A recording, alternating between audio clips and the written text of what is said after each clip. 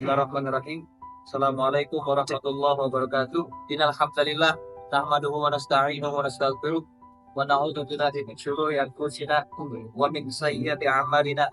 May yahdihillahu fala mudilla lahu wa may yudlil fala hadiya lahu. Perkenalkan, kami dari kelompok 3 yang mana ingin membahas sebuah tema menarik menggugah jiwa, yaitu dari surat At-Takwir. Munasabah antar ayat dalam surat At-Takwir, urutan yang menggugah jiwa dan kemana arah hidupmu. Pada ayat 1-9, Allah memulai surat ini dengan sumpah-sumpah yang luar biasa. Matahari digulung, bintang-bintang berjatuhan, lautan meluap, bumi dan langit seakan-akan pecah. Bahkan disebutkan tentang bayi perempuan yang dikubur hidup-hidup dan kelak akan ditanya karena kezalimannya. Ini adalah gambaran tentang kiamat yang menggetarkan bumi. Allah mengingatkan bahwa jika makhluk-makhluk alam saja mengalami kehancuran dan perhitungan, maka manusia jauh lebih patut untuk waspada. Munasabah di sini memperlihatkan bagaimana ayat-ayat awal menyiapkan suasana emosional dan spiritual agar manusia siap menerima peringatan di ayat-ayat berikutnya.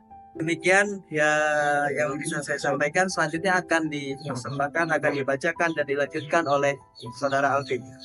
Nah teman-teman, setelah penjelasan tadi di bagian pertama, bagaimana Allah mengisahkan bintang-bintang berjatuhan, gunung-gunung dihancurkan, unta-unta bunting ditinggalkan, dari semua kejadian yang mengerikan ini, tidak hanya itu, Allah Subhanahu wa Ta'ala menjelaskan di bagian kedua ini tentang yang pertama, kita masuk di ayat ke-10, wa idza suhufun nusyirat, dan ketika lembaran-lembaran itu dibuka lebar, artinya semua orang akan melihat amal-amalnya telah dibuka lebar-lebar.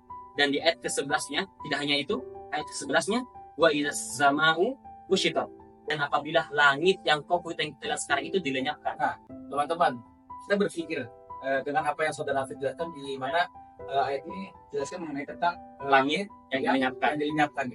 Nah, kita bisa berpikir atau kayak kita memikir dengan akal sehat kita, ini sangat mustahil gitu terjadi. Tetapi peristiwa ini akan benar-benar terjadi. Sudah dijelaskan juga di Al-Quran, dan akan saya bahas di pembahasan selanjutnya. Di pembahasan ketiga yang akan dijelaskan tentang peristiwa-peristiwa ini, bahwa peristiwa ini tuh tidaklah bohong gitu, tapi ini benar. Dan tidak hanya itu, tidak hanya langit dilenyapkan, tapi juga di ayat 12-nya wa idzal jahimu su'irat, dan ketika neraka itu dinyalakan, wa idzal jannatu uzlifat, ketika surga itu didekatkan, alimat nafsum ma'ahdirat, semua yang bernyawa atau semua manusia itu akan mengetahui apa yang sudah dia kerjakan selama ini. Oh, berarti kita akan mengetahui nanti. Berarti Allah akan membuka semua apa yang kita kerjakan waktu ini itu. Semua yang kita lakukan, mau baik mau buruk, itu akan nampak nanti di akhirat kelak. Dan di ayat 15-nya, fala uqsimu bil khunnas. Di sini Allah bersumpah demi bintang-bintang al-jawaril khunnas yang beredar dan terbenam. Kemudian di ayat 17-nya, wal laili idza as'as, dan demi malam apabila telah larut. Dan di ayat 18-nya, wasubahi idza tanafas, dan demi subuh apabila fajar telah menyingsing. Dan yang terakhir, masuk pembahasan ketiga, dari semua kejadian-kejadian ini, kita tentu ketika kita memandangnya dengan pemikiran kita, logika kita yang terbatas, tentu ini kayak mustahil. Mulai dari surga, neraka, langit dilenyapkan.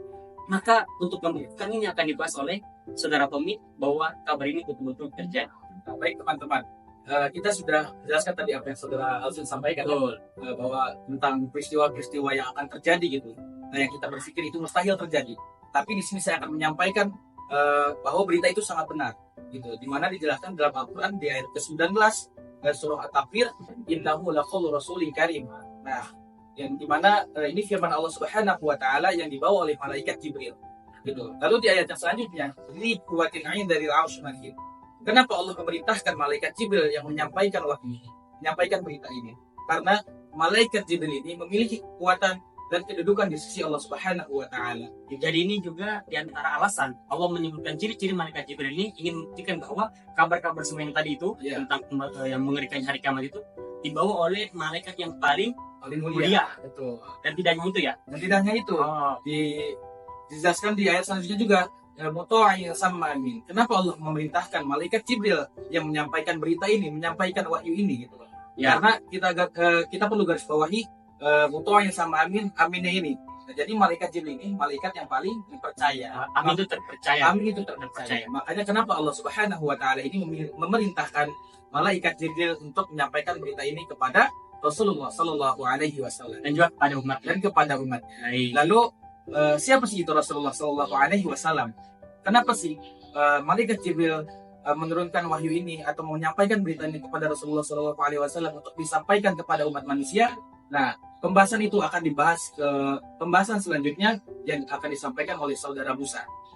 Mungkin itu ya tadi penjelasan mengenai tentang kenapa malaikat Jibril yang membawa berita ini, kenapa Allah memerintahkan malaikat Jibril, dan kenapa malaikat Jibril menyampaikan ini kepada Rasulullah SAW. Jadi nggak hanya malaikat Jibril yang menyampaikan yang terpercaya, ada juga dari makhluk itu Rasulullah. Dan siapa Rasulullah ini akan dijelaskan oleh saudara Musa.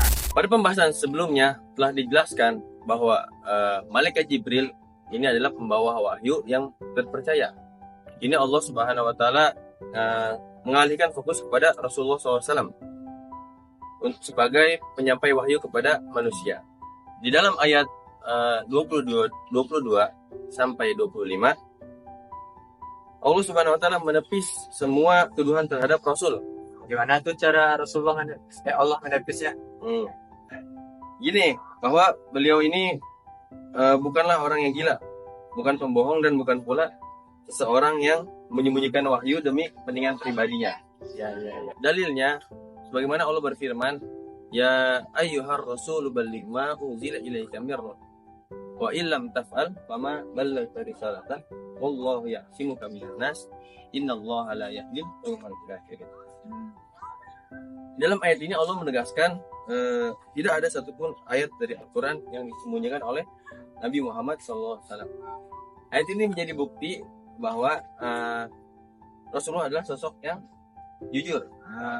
Tidak ada catatan kebohongan sejak sebelum masa kenabiannya. Maka saat beliau menyampaikan Al-Quran, semua itu adalah kebenaran yang tulus dan murni. Insyaallah. Munasabah dari bagian ayat 22 sampai 25 ini adalah penyempurna rantai kepercayaan dari Allah kepada malaikat Jibril sampai kepada Rasulullah SAW. Jadi dalam rantai penyampaian risalah ini semua pihak dalam terjaga dan suci dari kesalahan. Maka tak ada alasan untuk meragukan isi Al-Quran.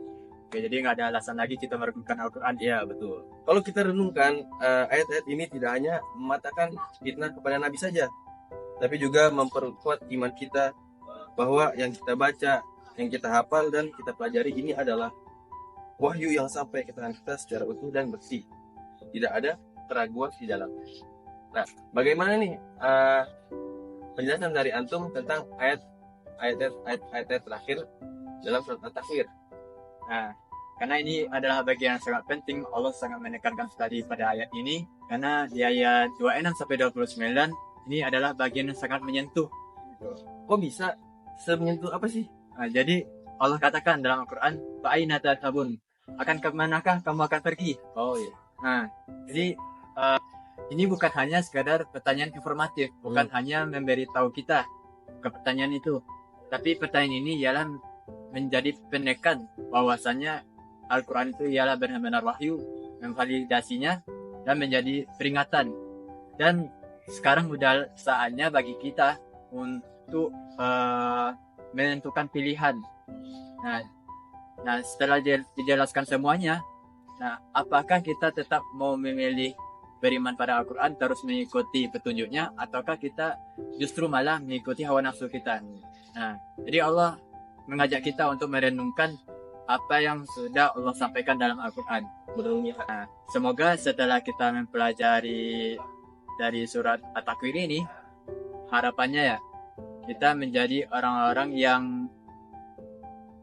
mendapat petunjuk lah. Betul. Atau orang-orang yang tahu arah hidup, tidak menjadi orang-orang yang lupa akan identitas dirinya, siapa dirinya. Kan kebanyakan orang zaman sekarang itu ingin menemukan jati dirinya, ya kan.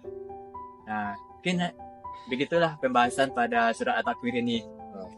Dapat Anda sampaikan. Nah, semoga apa yang sudah kita bahas tadi bareng teman-teman kita juga bermanfaat nih bagi teman-teman yang lain yang menyaksikan, dan bagi kita juga. Nah, jadi semoga ini bermanfaat. Kita tutup dengan kafaratul majalis. Subhanakallahumma wa bihamdika asyhadu an la ilaha illa anta astaghfiruka wa atubu ilaik. Ya, assalamualaikum warahmatullahi wabarakatuh.